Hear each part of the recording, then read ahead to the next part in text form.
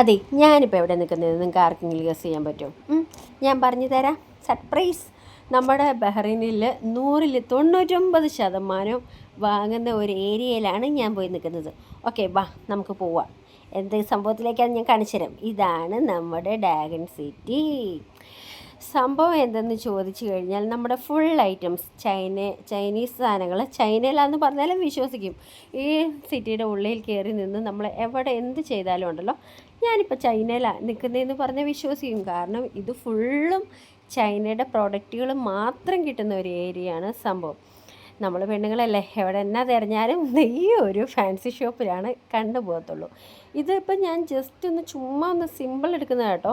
സംഭവം ഇഷ്ടം പോലെ എന്ന് വെച്ച് കഴിഞ്ഞാൽ ഒരു 5 കിലോമീറ്ററെങ്കിലും മിനിമം നമുക്ക് നടന്ന് കാണാൻ പറ്റുന്നൊരു ഏരിയയാണ് ഈ സംഭവം. ഫുള്ളും നമ്മുടെ ഇവിടെ കിട്ടാത്ത സാധനങ്ങളൊന്നുമില്ല. ബഹ്റൈനിൽ ആരെങ്കിലും ഉണ്ടെങ്കിൽ വിസിറ്റിങ്ങിന് വരുന്നവർ ഈ ഡ്രാഗൺ സിറ്റിയിൽ ഉറപ്പായിട്ടും പോകേണ്ടതാണ്.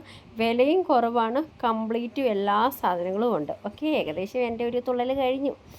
അത് കഴിഞ്ഞപ്പോൾ ഞാൻ ഡ്രാഗൺ സിറ്റിയുടെ പുറത്ത് വന്നപ്പോൾ ഒരു വ്യൂ ആട്ടോ ഇത്. എന്ന് വെച്ച് കഴിഞ്ഞാൽ ഫുൾ ബീച്ചിൽ നടക്കുകയാണ് ഈ ഒരു സംഭവം തോന്നുന്നു. അപ്പോൾ ഇവിടെ നിന്ന് നോക്കുമ്പോൾ നമുക്ക് വിമാനം ഇങ്ങനെ ഇറങ്ങുന്നതൊക്കെ കാണാം. കുറച്ച് നേരം അവിടെ വായി നോക്കി നിന്നു. പിന്നെ ഞാൻ തിരിച്ച് വീട്ടിലേക്ക് പോകും.